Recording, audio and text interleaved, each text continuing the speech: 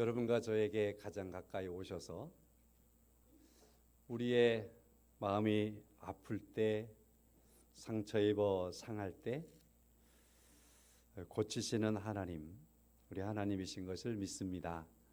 찬양 감사합니다.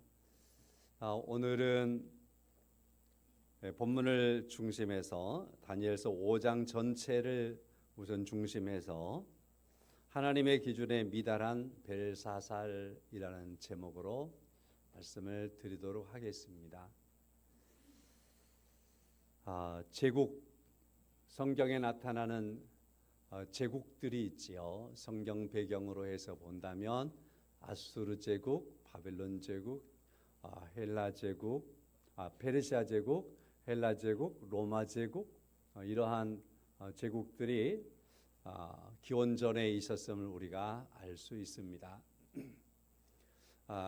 제국을 교만한 제국의 주자들은 뭐라 하자면 제국은 영원하리라 그런 말들이 있잖아요.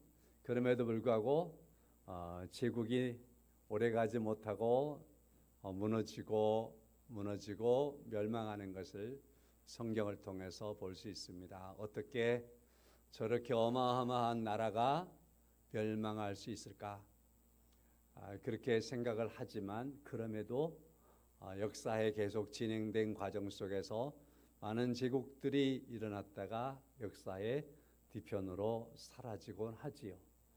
오늘 본문의 말씀에서는 바벨론 제국의 마지막 왕인 벨사살 왕에 대한 말입니다. 그러면 바벨론 제국이 마지막 왕 벨사살 왕을 맞이했다면 바벨론도 멸망한다라는 얘기가 되겠지요. 자, 그리고 오늘 본문의 말씀 마지막 절 말씀 보면 메대 사람 다리오가 나라를 얻었다. 메대와 바사가 연합군이 이 바벨론을 침략을 하고 무너뜨린 다음에 페르시아 제국이 다시 서게 되는 겁니다. 자, 그래서 오늘 본문의 말씀은 기울어져가는 바벨론 제국과 새롭게 등장하는 페르시아 제국의 바로 그 시점에 대한 말씀이 되겠다, 이렇게 말씀을 드릴 수 있겠습니다. 강단에서 제가 그냥 이렇게 얘기만 하니까 좀 실감이 덜 나겠지만 어마어마하게 큰 나라가 멸망하고 누군가가 침략하고 그리고 또 다른 세력으로 한 나라가 서게 되는 이러한 때에 거기 역사 속에 그 역사의 현장에 있는 이들은 엄청나게 큰 파도 속에 계속해서 넘어가고 있겠지요. 이러한 때에 기록된 말씀이 오늘 본문의 말씀이다, 이렇게 말씀을 드릴 수 있겠습니다. 바벨론의 마지막 왕인 벨사살 왕에 대한 말씀은 다니엘서 5장, 오늘 우리가 본문으로 말하고 있는 5장의 말씀이 거의 기록이 되어져 있습니다.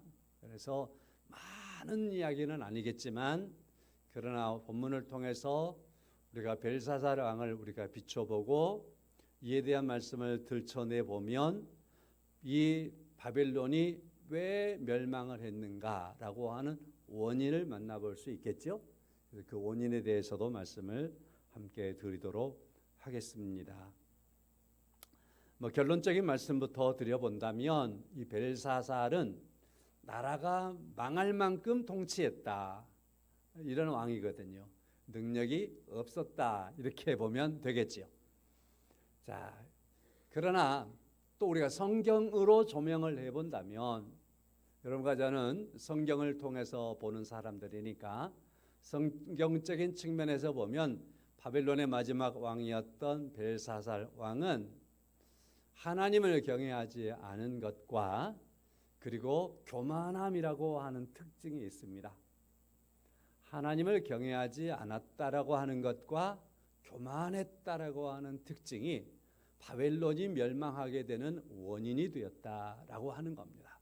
물론 이제 역사학자들은 바벨론의 멸망에 대한 측면들을 사회적인 측면, 정치적인 측면, 그 고대 사회의 어떠한 그런 것들 다 봐가지고 말할 수 있겠지만 우리는 그보다는 성경에서 우리에게 주는 말씀으로서 바벨론의 멸망의 원인이 뭐냐 하면은 벨사살이라고 하는 이 왕을 들여다보면 알게 되는데, 그는 첫째 하나님을 경외하지 않았다. 그리고 그는 교만한 왕이었기 때문이다. 이것이 바로 바벨론의 특징이기도 했다. 이렇게 말씀을 드릴 수가 있겠습니다. 실제적으로 이 벨사살 왕은 이 사람은 섭정 왕이었습니다. 그의 아버지가 바벨론의 실상은 마지막 왕이지요. 나보니두스라고 하는 왕이 바벨론의 마지막 왕이고, 이 왕이 어떠한 정치적인 불안과 전략적인 이유와, 제가 쭉 찾아보니까 그런 이유들을 말해요. 그 다음에 종교적인 신념 이런 거에 의해서 이 사람이 바벨론의 바벨론 사람들이 섬기는 그들의 우상보다는, 그들의 신보다는 그의 어머니가 섬기는 신, 달을 섬겼는데 그 어머니가 그 신을 섬기는데 주력했다고 그럽니다. 이런 과정 속에서 그가 이제 이 바벨론의 그 수도를 많이 떠나가 있는 경우들이 발생했다고 그럽니다. 기록에 가면 심지어 한 10년 정도까지도 나라를, 궁정을 비웠던 그러한 경우가 있다고 합니다. 그럴 때에 이 나보니두스라고 하는 왕은 그의 아들 벨사살에게 그 나라의 통치권을 맡겨놓고서 이제 이렇게 많이 출장 가 있는 경우들이 있었다고 합니다. 그래서 이 벨사살이 아버지가 한 10년씩 이렇게 왕궁을 비워버리니까 실제적으로 왕과 같은 그런 모습으로 나라를, 바벨론을 통치를 했다, 이렇게 말할 수가 있겠습니다. 그래서 벨사살은 바벨론의 섭정 왕이었는데, 이 과정에서 뒷배가 아버지잖아요. 아버지가 왕이니까 뒷배가 아버지잖아요. 그래서 아버지를 믿고 나라를 통치하는 과정 속에서 이 벨사살이 하늘 높은 줄 모르는 거예요. 벨사살이 아직 왕으로서의 어떠한 자질이라든지 이런 교육이 다 갖춰지지 않은 상황 속에서 아버지가 출장 가면서 왕의 자리를 이렇게 임시로 맡겨놓고 가다 보니까 이 사람이 아버지 없는 가운데에서 섭정하는 과정 속에서 많이 교만해지는 거예요. 통치자의 이념도 없이 그 자리에 앉아 있으니까 그 다스리고 있는 그러한 왕자의 자리에, 왕권의 자리에서 왕의 그러한 권력을 가지고서 한없이 교만해지는데, 나보다 높은 게 세상에 어디 있냐? 세상에 나보다 더 주권이 있는 자가 누가 있느냐? 그렇게 생각을 할 만큼 이 사람은 되는 겁니다. 23절, 도리어 자신을 하늘의 주제보다 높이며 하나님보다 내가 높다. 천지 만물을 창조한 지가 있다 할지라도 나는 그보다 더 높다.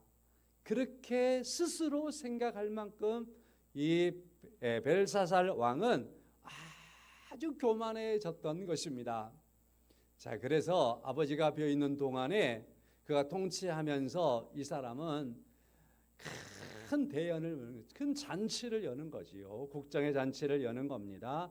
5장 1절 말씀, 벨사살 왕이 그의 귀족 1000명을 초청하고 큰 잔치를 베풀었고, 이 1000명 앞에서 술을 마시고 큰 잔치를 베풀어서 귀족들을 모아놓고서 귀족들 앞에서 내가 왕이다 그러면서 내가 최고다 그러면서 그들에게 술도 따라주고 그러면서 술을 마시면서 잔치를 하는 거예요. 그래도 그것이 성에 안 차니까 2절 말씀, 벨사살이 술을 마실 때에 명하여 그의 부친 느부갓네살이 예루살렘 성전에서 탈취하여 온 은, 금 그릇들을 가져다가 그거 가져오라 한 다음에 귀족들과 함께 이것으로 술잔을 삼아버린 거예요. 하나님께 드려지는 성물들을 일찍이 느부갓네살이 바벨론으로 옮겨와서 이 바벨론의 신전 안에다가 두었단 말이에요. 두어서 지금껏 오랜 한 70년 가까이 세월이 지금 흘러오는데 그 과정 속에서 이거 함부로 만지지 않았던 거예요. 자, 그런데 이 벨사살이 그거 다 가져와라. 그래놓고 신하들에게 그 잔으로 나눠주고 술 따라서 마셔버린 거지요. 그렇게 함으로 말미암아서 하나님을 모욕하고 하나님을 업신여기는 행위들을 서슴지 않고 벌였던 사람이 바로 이 벨사살 왕이었습니다. 이렇게 하면서 주색에 빠져들었던 깊은 저녁, 그 잔치가 깊어졌을 때 갑자기 손가락이 나타나는 거예요. 손가락이 나타나는 거예요. 그리고 손가락이 그가 있는 그 왕궁의 어느 벽에 있는데 벽에다가 붓을 들고 글씨를 쓰기 시작하는 거예요. 글씨를. 이걸 벨사살 왕이 본 겁니다. 벨사살만 봤겠어요? 그걸 보게 된 거예요. 얼마나 놀랄 만한 일입니까? 생각해 보세요. 누군가가 와서 쓰는 게 아니라 손이 나타나더니만, 손가락이 나타나더니만은 그거의 벽에다가 글씨를 쓰는 거예요. 근데 그게 환상이 아니라 진짜 글씨가 써져 있고 남아 있는 겁니다. 그러니 이 벨사살이 얼마나 기가 막혔겠습니까? 이게 뭔 일이냐? 정신이 반짝 났겠지요. 그가 아무리 술이 취해 있을지라도 술이 깨버렸겠죠. 자, 그래서 신하들을 불러다 놓고서 저 글씨를 읽어라. 저 글씨를 읽을 사람이 있으면 읽어내라. 그리고 저 글씨가 무슨 뜻인지 해석해내라. 아무리 지혜로운 사람들을, 박사들을 불러오고 해보아도 그걸 읽고 해석하는 사람이 아무도 없는 겁니다. 아무도 없을 때 황후가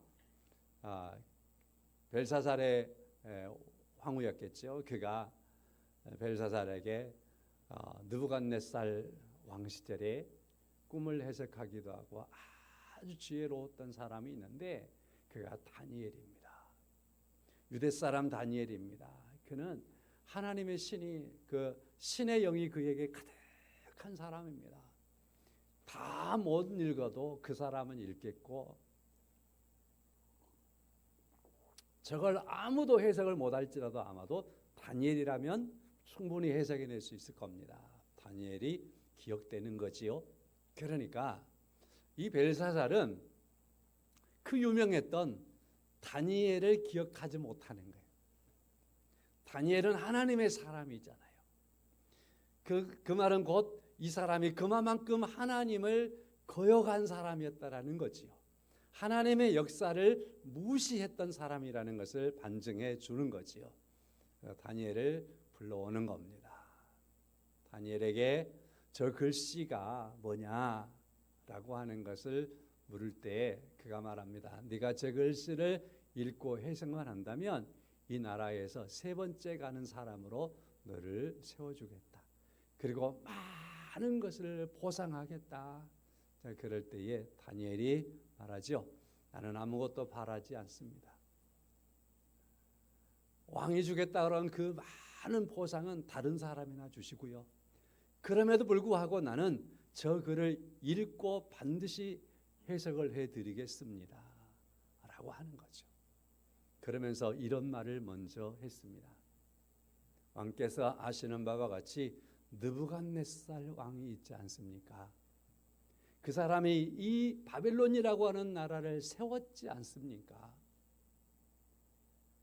바로 이 느부갓네살이 바벨론을 세움으로 말미암아서 많은 나라들을 통일하고 다스림으로 말미암아서 그 많은 나라 왕들이 바로 이 느부갓네살 왕 앞에 엎드렸습니다. 그의 권세는 하늘을 찌르는 권세였습니다. 누구를 죽이기도 하고 누구를 살리기도 하고 뭔가를 무너뜨리기도 하고 뭔가를 세우기도 하고 그의 명령에 따라서 모든 것이 다 이루어졌습니다. 이게 바로 19절 말씀이죠. 자, 그럴 때에 이가 갑자기 자기가 높아졌습니다. 자기를 낮추지 않고 높아졌습니다. 20절 말씀이죠. 그가 마음이 높아지고 뜻이 완악하여지고 교만하여졌을 때 하나님께서 그의 영광을 다 빼앗아 버리겠다고 하셨습니다. 그때도 꿈을 꾸어서 하나님이 말씀해 주었고 제가 그것을 해석해 주었는데요. 그 말 그대로 느부갓네살 왕이 21절 말씀이지요. 사람 중에서 쫓겨나게 됐습니다. 마음이 들짐승과 같은 마음이 됐습니다. 들나귀와 함께 살아야 했습니다. 소처럼 풀을 뜯어먹고 살아야 했습니다. 그의 몸이 하늘의 이슬을 맞아야 했습니다. 이렇게 7년을 보내는 과정 속에서 그가 깨닫는 것은 21절 하반절 말씀이죠. 그가 깨달은 것은 하나님이 사람의 나라를 다스리시며 자기의 뜻대로 누구든지 그 자리에 세울 줄 알게 됐습니다. 이게 바로 느부갓네살 왕입니다. 당신의 선조였던 느부갓네살 왕이 교만했을 때 하나님이 그를 이처럼 철저하게 무너뜨리고 들나귀처럼 살게 했더니 7년의 세월이 지나면서 그가 나라를 세우기도 하시고 다스리시기도 하시고 또한 다스릴 자를 세우기도 하시는 이가 하나님이라는 사실을 이 느부갓네살 왕이 비로소 깨달았을 때 하나님이 그를 다시 높였더니 느부갓네살은 하나님을 경외하는 사람이었습니다. 그는 겸손한 사람이었습니다. 그는 교만에서 벗어날 수 있는 사람이 됐습니다. 바로 당신이 벨사살 왕에게 던지는 말이죠. 바로 당신이 그걸 잘 아는 왕이지 않습니까? 느부갓네살 왕이 어떻게 그렇게 훌륭하고 겸손하게 왕의 자리를 회복하고 왕의 자리를 존경을 받으며 지켜갔는지 알지 않습니까? 하나님께서는 느부갓네살을 겸손한 왕으로 세우셨습니다. 그렇다고 한다면 벨사살이여 당신도 교만하면 안 되지요. 그거 알지 않습니까? 당신이 그걸 경험할 것이 아니라 당신의 조상이 그걸 경험해서 알기 때문에 당신도 교만해지면 안 되지요. 이렇게 말을 던져주는 겁니다. 성도 여러분, 여러분과 제가 뭔가를 많이 체험하기를 바랍니다. 많이 체험했으면 좋겠다 생각하기도 합니다. 내 체험 속에서 그냥 막 기적이 일어났으면 좋겠다고 생각하기, 그럼 내가 믿을 것 같고 막 그렇습니다. 성도 여러분, 그러나 여러분과 저에게 전부 그런 거 경험하게 한다면 전부 다 죽을 병 걸려갖고 살아야 되는 거고, 그렇지 않습니까? 전부 망했다가 다시 회복돼야 되는 거고, 다 그러면 어떻게 감당하렵니까? 뭘 의미하지요? 당신보다 선조가, 당신이 잘 아는 선조가 그 어려움을 당하였을 때 하나님이 그 과정 속에서 이 느부갓네살을 겸손하게 깨우친 하나님을 당신이 안다면 당신이 교만해지면 안 되지요. 바로 그 말이잖아요. 우리에게도 주는 중요한 교훈이 있는 거죠. 여러분과 제가 그 어떤 체험을 바라지만, 그러나 그 다 체험하는 자에 들어간다면 우리는 다 어려워져야 되는 거예요. 그리고 회복돼야 되는 거예요. 성경이나 말씀을 통해서, 그리고 간혹 우리가 여러 사람들의 간증을 통해서 하나님의 은혜가 그들에게 임하였음을 우리가 듣고 알므로 말미암아 우리는 거기에서 얻어지는 교훈이 나에게 교훈이 되고 나의 삶을 이끌어가야 할 줄로 믿습니다. 제가 잘못 전했나? 저 틀리게 말했나요? 그렇지 않을진데. 그러니까 성경을 우리가 많이 읽는 것도 그런 측면이 있는 거예요. 말씀 속에서 많은 사람들이 하나님에 대한 깊은 체험들이 있고, 그 체험 속에서 살아계신 하나님을 만났던 그 사실들을 우리가 성경을 통해서 읽고 안다면 그것이 오늘 내게 교훈이 되어서 내가 실수하지 않아야 되고, 그 은혜로우신 하나님을 내가 오늘 붙들어야 되고, 오늘 우리가 교만하지 않고 겸손하게 사는 하나님의 자녀된 삶들을 우리가 살아가야 할 줄로 믿습니다. 그런 삶들이 되시기를 주님의 이름으로 간절히 축원합니다. 그래서 22절에 다니엘이 이렇게 말하는 거예요. 벨사살이여, 왕은 그의 아들이 되어 그것을 다 알고도 아직도 마음을 낮추지 아니하시고, 이 사실을 알고도 느부갓네살이 교만했을 때 하나님이 그를 어떻게 쳤고 그가 어떻게 회복되었는가를, 그 사실을 다 알고도 당신이 아직도 당신을 낮추지 아니하시는, 바로 이것이 오늘 당신의 문제입니다. 그 말이죠. 오늘 당신의 문제입니다. 여러분과 저의 문제는 뭡니까? 오늘 나의 문제는 뭡니까? 다 알고도 아직 내가 그것을 나의 삶 속에서 참되게 적용하지 못한다면 아직도 우리는 내게 그게 문제가 되는 거지요. 그러면서 지적하는 거지요. 저 1절 이하에 있었던 사건들을 가지고 23절 말씀에 도리어 자신을 낮추지 아니하고 도리어 자신을 하늘의 주제보다 높이며 그의 성전의 그릇을 왕 앞으로 가져다가 왕과 귀족과 왕후들 후궁들 데려다가 술잔을 삼아서 술을 마셨으니 이게 말이 됩니까? 그리고서 하나님을 그렇게 경멸하고서 금이나 은이나 굴이나 쇠나 나무나 돌로 만든 그 신상들, 사람들이 정으로 채서 만들기도 하고 끌로 파서 만들기도 하고 톱질해서 만들기도 하고 그렇게 만들어 놓은 그 우상 앞에 나가서 섬기고 있으니 그걸 찬양하고 있으니 하나님께서 당신을 기뻐하시겠습니까? 그런 말이죠. 그러면서 23절 하반절 말씀에 이런 말씀까지 던져줍니다. 호흡을 주장하시고 왕의 모든 길을 작정하시는 하나님께는 영광을 돌리지 아니하는 당신.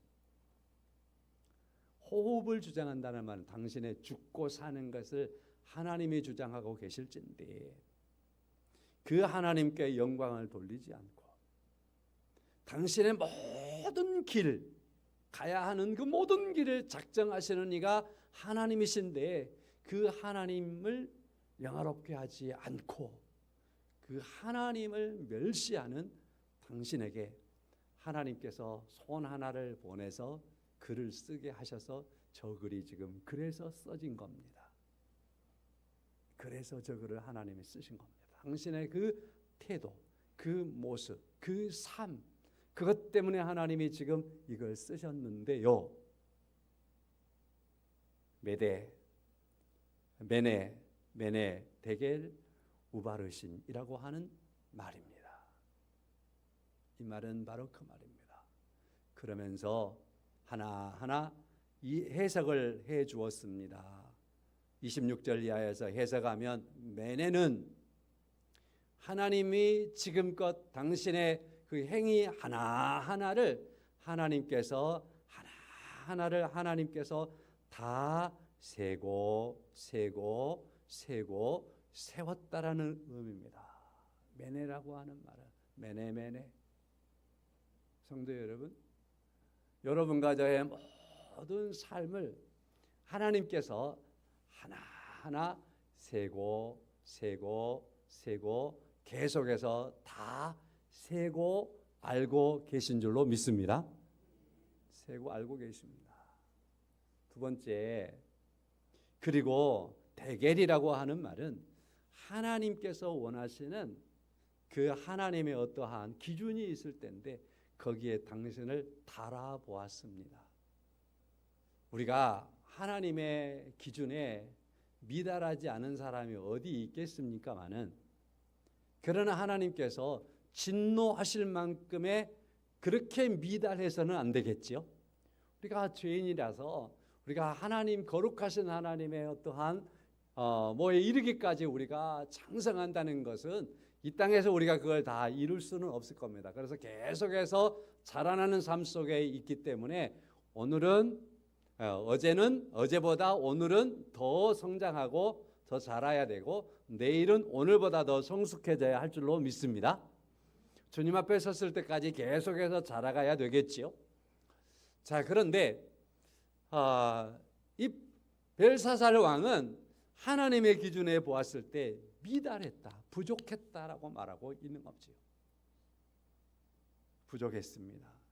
세 번째, 그래서 하나님께서는 23절 말씀에 베레스, 당신의 나라 이 블레셋이라고 이 바벨론이라고 하는 이 나라를 메대와 바사라고 하는 나라에게 망하게 한다. 그 나라에게 넘겨버리겠다. 그래서 이 위대한 나라 바벨론이 영원한 제국이라 생각하는 이 바벨론이 멸망한다라고 하시는 하나님의 선포입니다. 라고 하는 말로서 이 말이 해석이 되었던 겁니다. 이 말은 다시 간단하게 해석하면 하나님의 기준에 달아보았더니 이 왕이 미달되어서 이 나라가 미달되어서 하나님이 이 나라를 완전하게 멸망시키고 말겠다라고 하는 그런 하나님의 선언이 써져 버린 겁니다. 그러므로 말미암아서 이 말씀대로 바벨론은 멸망을 당하지요. 그리고 이 벨사사랑은 30절의 말씀에 죽임을 당하였지요.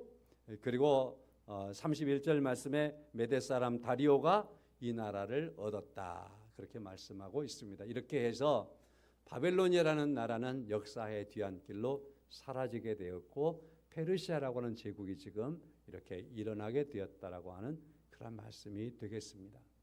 성도 여러분, 이제 역사적인 사실들을 쭉 말씀을 본문의 말씀과 함께 제가 드렸고요. 여기에서 우리가 교훈을 받아야 될 중요한 부분들만 간단하게 정리를 좀 해보도록 하겠습니다. 그것은 벨사살 왕이 하나님의 하나하나 세밀하게 세심받으신 세심바 안에서 하나님이 보시기에 이 사람이 미달되었던 것은 뭐 때문이냐? 그는 섭정왕이면서 그의 아버지 왕보다도 더 교만해지고, 그러므로 말미암아서 그가 바벨론을 통치하는 과정 속에서 하나님을 두려워하지 않는 그러한 사람이 되었으며, 그리고 그 모습이 이와 같이 교만함으로 모든 것이 나타났다라고 하는 사실입니다. 기독교적인 세계관을 통해서 우리가 오늘 이 시대를 우리가 볼 때에 이 세상의 통치자들은 첫째는 하나님을 두려워해야 합니다. 민주주의에서는 백성을 두려워해야 한다, 그런 표현을 많이 쓰지요. 국민을 두려워해야 한다, 그런 말을 쓰지요. 이 세상의 이 나라의 이 세대의 각국의 그러한 통치자들이 두려움의 대상이 아무도 없으면 그 다음에 나타나는 현상은 하늘만큼 교만해지는 겁니다. 오늘 벨사살의 교만한 것보다도 더 교만해질 수 있습니다. 그래서 기독교적인 세계관을 통해서 통치자를 말할 수 있다면 하나님을 두려워하고 그리고 교만하지 않는 통치자가 되는 것입니다. 여러분과 제가 그러면 나와는 상관없는 이야기네요. 나는 대통령이 아닌데, 나는 총리가 아닌데, 난 장관이 아닌데, 나와는 상관이 없는 이야기죠. 그건 우리가 그렇게 치부하면 큰 오해입니다. 이 세상에 지금은 어느 저 멀리 있는 작은 나라라 생각되지만 그런 나라가 하나 흔들리면 모든 세계가, 경제가 휘청휘청 걸리는 거 아시지요? 모든 세계가 함께 돌아가고 있습니다. 그런 과정 속에서 오늘 하나님을 믿는 그리스도인 된 여러분과 제가 가져야 할 중요한 또한 우리 집권자들을 위한 그러한 자세가 우리에게 있어야 되는데, 하나님이여 저들이 하나님을 두려워하는 통치자가 되게 하시고 저들이 하나님이요 교만하지 않는 통치자들이 되기를 이렇게 오늘 우리는 기도해야 할 줄로 믿습니다. 그렇게 기도하지 않으면 이 역사적인 책임이 우리에게도 있는 거예요. 오늘 그리스도인 된 여러분과 저에게 그렇게 큰 책임이 얼마든지 우리에게 주어질 수 있다는 사실을 여러분과 제가 절대 잊어서는 안 될 줄로 압니다.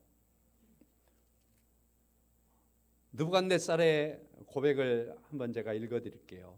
4장 37절 말씀인데요. 그러므로 지금 나 느부갓네살은 하늘의 왕을 찬양하며 칭송하며 경배하노니 그의 일이 다 진실하고 그의 행하심이 의로우심으로 교만하게 행하는 자를 그가 능히 낮추심이라.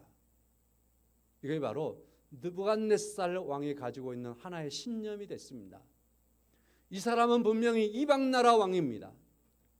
하나님의 성전까지 무너뜨렸던 왕입니다. 그럼에도 불구하고 이 사람은 하나님께서 거꾸로 들여서 교만한 이 사람을 다시 낮추셔서 이 느부갓네살을 하나님께서 어떻게 변화시켜 놓았냐면, 나 느부갓네살은 하늘의 왕을 찬양하며, 다시 말해서 하나님을 경외하며, 그 말이죠, 경배하노니 그의 일이 다 진실하고, 하나님은 진실하고 그의 행하심이 의롭다. 그러므로 교만하게 행하는 자를 그가 능히 낮추시는 것을 내가 안다. 내가 교만하였을 때 내가 이걸 경험했노라. 이 사람은 분명히 이방 나라 왕입니다. 하나님을 믿지 않은 나라 왕임에도 불구하고 그의 고백은 마치 오늘 우리의 신실한 신앙 고백을 뛰어넘을 만큼 그의 고백이 되어지고 있습니다. 일반 은총 안에서 세상 모든 통치자들이 이와 같은 통치자가 되어야 한다는 사실을 우리가 이 사실 안에서 알게 되고 보게 되는 겁니다. 오늘 우리는 이 복잡다나한 이 세계가 이렇게 복잡하게 돌아가고 있는 이 시대에 많은 곳에서 지도자들 때문에 많은 문제가 발생하고 있는 이러한 때에 우리가 하나님 앞에 기도해야 합니다. 하나님, 저들이 하나님을 경외하고 저들이 하나님을 두려워하며 하나님, 저들이 겸손한 통치자가 되는 이 시대가 되게 하여 주옵소서. 오늘 그리스도인과 교회에게 주어진 중요한 과제가 여기에 여러분과 저에게 있다고 믿습니다. 성도 여러분, 말씀을 마치겠습니다. 섭정 왕이었던 벨사살 왕은 그의 아버지를 후광으로 가져서 교만해졌습니다. 여러분과 제가 무엇을 믿고 무슨 백을 가지고 우리가 교만해질 수 있겠습니까? 세상의 그 어떤 것도 우리를 교만케 나가게 한 그러한 뒷백은 없습니다. 여러분과 제 모든 삶과 우리의 행위들이 하나님의 능력이 나의 능력 때문에 지워지지 않도록, 하나님의 능력이 나의 능력 때문에 묻혀지지 않도록 여러분과 제가 오늘 또 살아가는 그러한 겸손하고 지혜로운 하나님의 사람의 삶을 우리가 주안에서 살아가야 할 줄로 믿습니다. 우리 함께 찬송하겠습니다. 80장입니다.